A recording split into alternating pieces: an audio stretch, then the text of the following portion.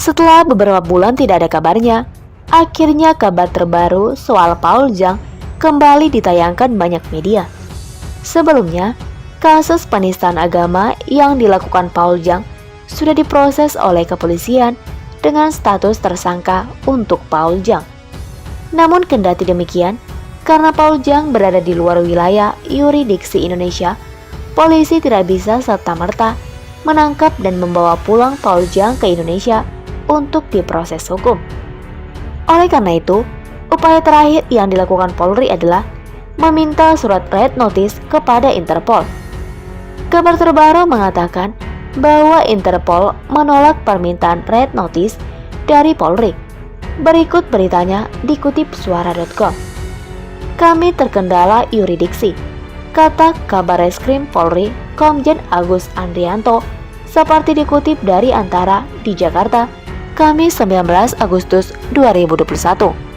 Terkait permasalahan yurisdiksi ini, yang berlaku adalah hukum internasional. Artinya, siapapun pemerintahnya, mau Prabowo, Habib Rizik sekalipun, tidak akan bisa menangkap Paul Zhang untuk dibawa kembali ke Indonesia dan diadili di sini.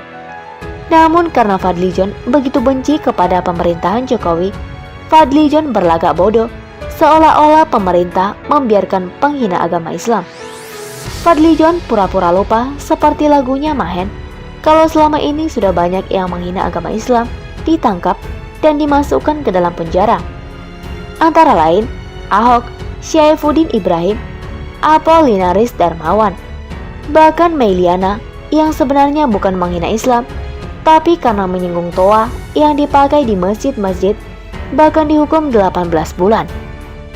Jadi murni permasalahan Paul Zhang ini bukan karena pemerintah diam ketika agama Islam dihina, melainkan karena memang ada permasalahan yang berkaitan dengan hukum internasional yang membatasi Polri untuk membawa Paul Zhang ke Indonesia untuk diadili. Penulis sangat yakin jika Paul Zhang berada di Indonesia, maka hitungan jam beliau sudah ada di Hotel Prodeo. Sebelum lanjut, mari kita simak dulu bagaimana pernyataan Fadlizon. Dikutip dari suara.com. Yang menghina Islam dibiarkan saja. Bagaimana rakyat mau percaya hukum yang adil? Katanya melalui akun Twitter Fadlizon pada Kamis 19 Agustus 2021, menyadur dari terkini.id jaringan suara.com. Komentar penulis, sebenarnya kalau mau protes, umat Kristen lah yang seharusnya berkata, yang menghina Kristen dibiarkan saja. Bagaimana rakyat mau percaya hukum yang adil?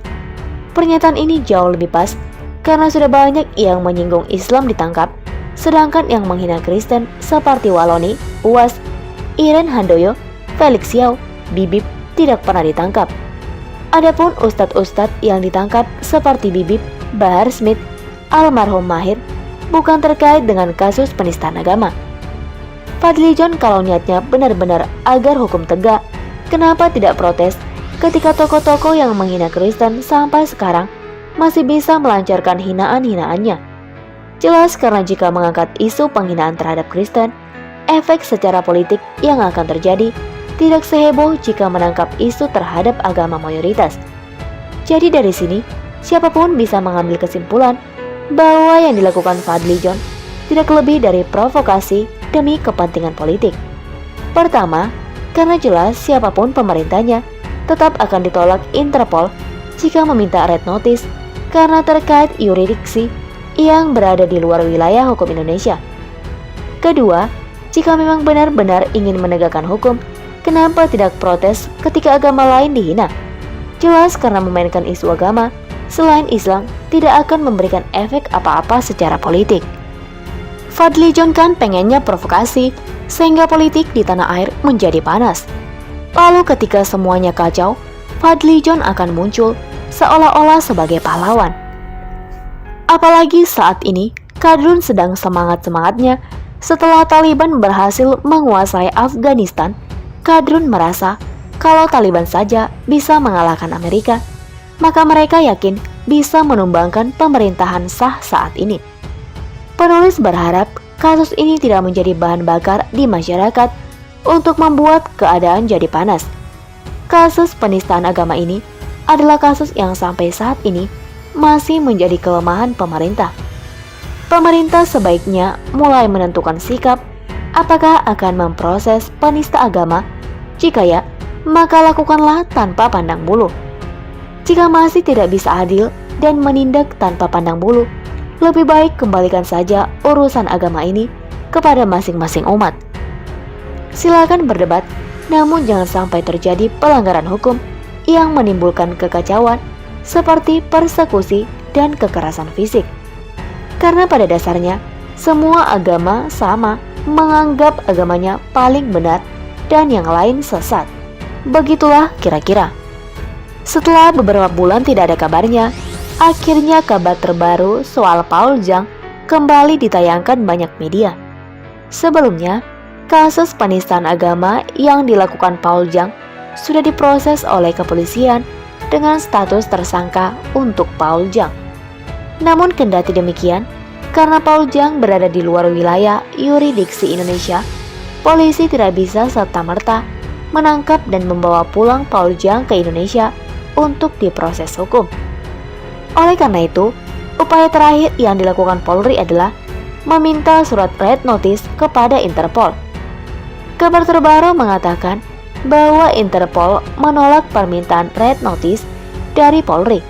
Berikut beritanya dikutip suara.com. Kami terkendala yurisdiksi, kata Kabarreskrim Polri Komjen Agus Andrianto seperti dikutip dari Antara di Jakarta, Kamis 19 Agustus 2021. Terkait permasalahan yurisdiksi ini, yang berlaku adalah hukum internasional. Artinya, siapapun pemerintahnya, mau Prabowo, Habib Rizik sekalipun, tidak akan bisa menangkap Paul Zhang untuk dibawa kembali ke Indonesia dan diadili di sini.